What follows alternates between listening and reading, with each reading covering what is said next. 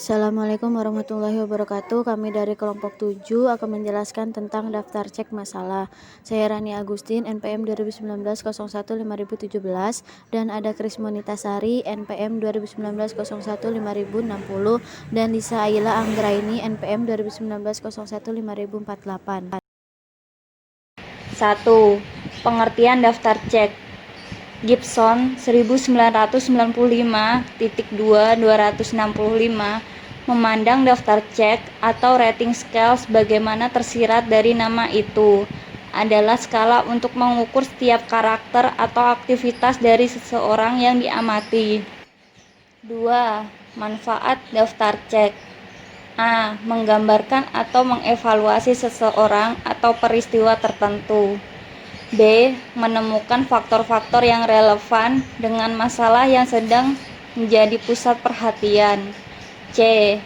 Pencatatan lebih rinci dan sistematis terhadap faktor-faktor yang teliti. Kelebihan daftar cek yaitu A. Efisien, B. Insentif, C. Valid dan reliable. 3. Fungsi daftar cek yaitu A. Alat pencatat hasil observasi. Meski akhir-akhir ini pencatat dengan memanfaatkan daftar cek ini masih sangat diperlukan lantaran tidak semua tempat tersedia fasilitas penunjang penggunaan alat-alat elektronik. B. Memudahkan individu mengemukakan masalah yang pernah dan sedang dialami. C. Untuk sistematisasi jenis masalah yang ada pada individu agar memudahkan analisis dan sintetis dengan data yang diperoleh dengan cara atau alat lain. D. Untuk menyarankan suatu prioritas program pelayanan bimbingan dan konseling sesuai dengan masalah individu maupun kelompok saat itu. 4. Ciri-ciri daftar cek yang baik yaitu A. Sesuai dengan tujuan yang telah ditetapkan. B. Direncanakan secara sistematis. C. Berupa format yang baik dan praktis. D. Hasil pengecekan diolah sesuai tujuan. E. Dapat diperiksa validitas, reliabilitas, dan ketelitian dan bersifat kuantitatif. B. Daftar cek masalah. 1. Pengertian daftar cek masalah adalah daftar berisi pernyataan-pernyataan yang merupakan masalah yang diasumsikan biasa dialami oleh individu dalam tingkat perkembangan tertentu. Bidang-bidang yang ada pada daftar cek masalah meliputi 1. Kesehatan dan perkembangan fisik. 2. Keadaan penghidupan dan keuangan. 3. Rekreasi dan hobi. 4. Kehidupan sosial dan keaktifan berorganisasi. 5. Hubungan pribadi. 6. Muda-mudi. 7. Kehidupan keluarga. 8. Agama dan moral. 9. Penyesuaian terhadap sekolah. 10. Masa depan dan cita-cita pendidikan atau jabatan. 11. Penyesuaian terhadap kurikulum. Selanjutnya, terdapat tujuan, fungsi, serta kegunaan daftar cek masalah. Sebagai salah satu cara untuk memahami individu dalam pelayanan bimbingan dan konseling, daftar cek masalah memiliki fungsi sebagai berikut. Yang pertama, yaitu untuk memudahkan individu mengemukakan masalah yang pernah dan sedang dialami. Dengan daftar cek masalah memungkinkan individu mengingat kembali masalah-masalah yang pernah dialaminya. Yang kedua, untuk sistematisasi jenis masalah yang ada pada individu agar memudahkan analisis dan sintesis dengan cara atau alat lain. Yang ketiga, untuk menyarankan suatu prioritas program pelayanan bimbingan dan konseling sesuai dengan masalah individu atau kelompok pada saat itu. Kemudian terdapat kegunaan daftar cek masalah. Yang pertama, untuk melengkapi data individu yang sudah ada. Yang kedua, untuk mengenal individu yang perlu segera mendapat bimbingan khusus. Yang ketiga, sebagai pedoman penyusunan program bimbingan klasikal dan bimbingan kelompok pada umumnya. Yang keempat, untuk mendalami masalah individu maupun kelompok. Berikutnya terdapat kelebihan dan kekurangan daftar cek masalah. Kegunaan daftar cek masalah dalam proses asesmen dalam layanan bimbingan dan konseling yang memiliki kelebihan dan kekurangan.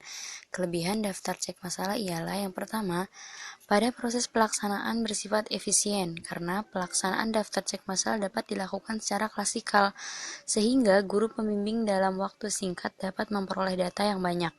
Yang kedua, pada akurasi data yang diperoleh melalui DCM memiliki validaritas dan reliabilitas tinggi mengingat peserta didik yang mengisi dapat langsung melakukan pengecekan sendiri kesesuaian masalah yang dirasakan atau dialami. Selain itu, karena penyediaan butir permasalahan cukup banyak, maka memberi peluang data masalah yang diungkapkan melalui DCM bersifat teliti, mendalam, dan meluas. Yang ketiga, dari segi fungsinya, penggunaan DCM memudahkan peserta didik mengemukakan masalah, mengingat penyediaan butir permasalahan yang memudahkan peserta didik untuk mengenali permasalahan yang sedang atau pernah dialaminya. Kelebihan yang keempat yaitu sistematis jenis masalah yang dikelompokkan dalam berbagai bidang mempermudah guru pembimbing untuk melakukan analisis dan sintesa data serta merumuskan kesimpulan masalah yang dialami peserta didik. Yang kelima, penggunaan daftar cek masalah memiliki banyak manfaat, antara lain, konselor lebih mengenal peserta didiknya yang membutuhkan bantuan segera. Konselor memiliki peta masalah individu maupun kelompok.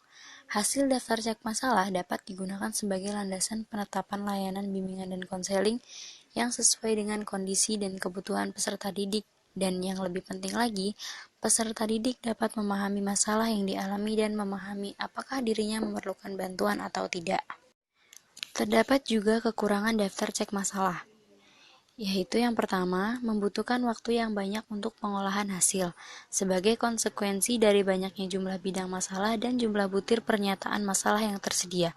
Kekurangan yang kedua, yaitu data yang diungkapkan melalui DCM masih bersifat umum, berbentuk peta masalah, dan banyaknya masalah yang dialami pada setiap bidang, sehingga untuk mendalami pemahaman terhadap masalah peserta didik, guru pembimbing perlu mengkombinasi dengan metode asesmen lain seperti wawancara. Selanjutnya, terdapat petunjuk pengadministrasian DCM. Agar hasil kegiatan ini valid, perlu diberikan petunjuk pelaksanaan dan cara mengerjakan daftar cek masalah. Yang pertama, terdapat petunjuk bagi instruktur.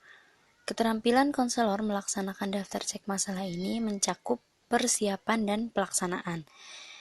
Dan terdapat hal-hal penting dalam persiapan, yaitu konselor menyiapkan bahan atau buku sesuai dengan jumlah siswa. Yang kedua, menguasai petunjuk cara mengerjakan daftar cek masalah. Selanjutnya terdapat hal-hal penting yang perlu diperhatikan konselor dalam pelaksanaan meliputi berbagai kegiatan. Antara lain, yang pertama mengontrol situasi ruangan. Konselor menerangkan maksud menggunakan DCM itu untuk menumbuhkan kepercayaan dan motivasi pada siswa. Lalu yang ketiga, menyuruh siswa mempersiapkan alat tulis. Yang keempat, membagikan lembar DCM.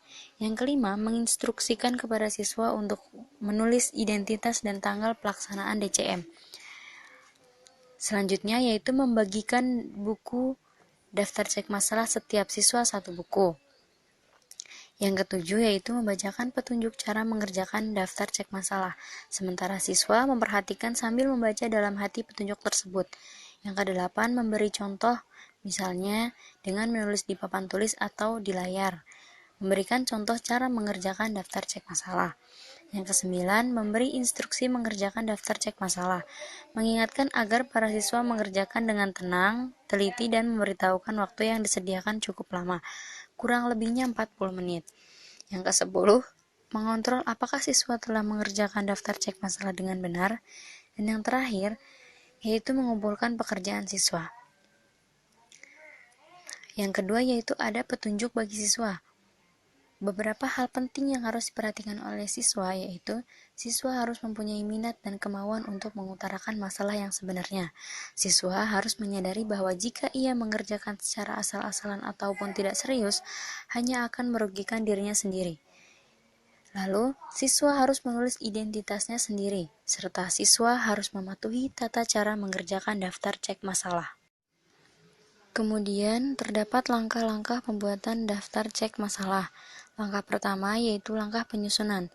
Mengingat daftar cek masalah sudah tersedia, maka konselor dalam konteks ini tidak melakukan penyusunan sendiri, tetapi lebih memiliki posisi sebagai pengguna. Apabila konselor berkeinginan mengembangkan sendiri, tentu saja tetap terbuka peluang untuk itu. Bisa saja melakukan adaptasi ulang terhadap daftar cek masalah yang ada dengan mencobakannya pada populasi atau sampel peserta didik yang berbeda tingkat pendidikan dan berbeda wilayah administratif. Langkah yang kedua yaitu langkah pengadministrasian. Pada penggunaan asesmen daftar cek masalah, konselor perlu memahami prosedur pengadministrasian yang benar, sehingga proses pelaksanaan berjalan baik dan hasil data yang diperoleh memiliki akurasi yang baik. Beberapa prosedur yang harus dilakukan memiliki beberapa tahapan, yaitu yang pertama, perencanaan, yaitu menetapkan waktu, menyiapkan lembar asesmen daftar cek masalah, menyiapkan lembar jawaban daftar cek masalah, menyiapkan ruang dengan situasi tenang, pencahayaan baik, serta kursi yang nyaman. Prosedur yang kedua yaitu pelaksanaan, yaitu memberikan verbal setting sebelum mulai, misalnya menjelaskan tujuan, manfaat, dan kerahasiaan. Yang kedua, meminta individu menyiapkan alat tulis. Yang ketiga, membagi lembar asesmen dan lembar jawaban daftar cek masalah. Yang keempat, memberi instruksi cara pengerjaan daftar cek masalah. Yang kelima, menginformasikan bahwa pengerjaan daftar cek masalah tidak memiliki batas waktu. Selanjutnya, yaitu melakukan pemeriksaan ketepatan peserta didik dalam cara mengisi daftar cek masalah. Dan yang kedelapan, mengumpulkan hasil pengisian daftar cek masalah. Langkah yang ketiga, prosedur yang ketiga yaitu pengolahan hasil, yaitu konselor melakukan pengolahan hasil daftar cek masalah dengan melakukan perhitungan secara kuantitatif menggunakan format tabulasi pengolahan dan rumus yang telah ditetapkan. Berdasarkan hasil pengolahan secara kuantitatif, konselor melakukan analisis kualitatif. Lalu yang pengolahan hasil yang ketiga yaitu pengolahan hasil daftar cek masalah harus dilakukan paling lambat 1 minggu setelah pengisian, mengingat permasalahan individu bersifat dinamis dan bisa mengalami perubahan. Selanjutnya ada langkah pengolahan dan analisis untuk mendapat gambaran peta masalah dan intensitas masalah peserta didik secara individual maupun kelompok. Guru pembimbing harus melakukan proses pengolahan dan analisis hasil pengisian DCM. Pengolahan dan analisis hasil dilakukan secara kuantitatif maupun kualitatif. Adapun pengolahannya sebagai berikut. Pengolahan dan analisis data kuantitatif. Yang A, konselor atau guru pembimbing melakukan analisis kuantitatif menggunakan format tabulasi yang disediakan. Yang B, konversikan masalah setiap bidang pada klasifikasi. Yang C, buat grafik batang masalah. Selanjutnya ada pengolahan dan analisis data kualitatif. Yang A, pada saat melakukan analisis data kualitatif, konselor harus menelaah setiap butir pernyataan yang dipilih peserta didik untuk setiap bidang masalah. Yang B, konselor mengelompokkan dan menuliskan setiap butir masalah yang dipilih peserta didik sesuai dengan 11 bidang masalah. Yang C, buat deskripsi masalah untuk setiap bidang dengan menarik kesimpulan umum dari seluruh butir masalah yang dipilih pada bidang tersebut. Berarti konselor menghasilkan kesimpulan untuk 11 bidang masalah. Yang D, konselor membuat deskripsi masalah keseluruhan yang dirasakan peserta didik dengan membuat analisis dinamika hubungan di antara bidang masalah yang dimiliki presentase paling dominan atau yang memiliki klasifikasi kurang atau kurang sekali. Yang keenam, analisis DCM. Setelah semua pekerjaan siswa dikumpulkan, tugas konselor selanjutnya adalah menganalisis pekerjaan itu. Analisis tersebut meliputi analisis individual dan analisis kelompok. Yang A, analisis individual, di mana terdapat langkah-langkah dalam menganalisis secara individual atau persiswa, ialah 1. Menjumlahkan butir yang menjadi masalah individu pada tiap-tiap topik masalah. Yang kedua, mencari presentase per topik masalah dengan cara mencari rasio antara jumlah butir yang menjadi masalah dengan jumlah butir topik masalah. Yang ketiga, mencari jenjang atau ranking masalah dengan cara mengurutkan topik masalah dari yang terbesar sampai yang terkecil. Yang keempat, mengkonversikan masalah ke dalam Stanton Scale dan predikat nilai A, B, C, D, dan E. Selanjutnya yang B, analisis kelompok. Langkah-langkah menganalisis DCM secara kelompok meliputi antara per butir dan analisis per topik masalah. 1. Analisis per butir masalah. Analisis ini bertujuan untuk mengetahui butir masalah apa yang pada umumnya dihadapi oleh para siswa. Langkah-langkah analisisnya adalah yang A, menjumlahkan banyaknya siswa yang mempunyai butir masalah yang sama untuk tiap butir.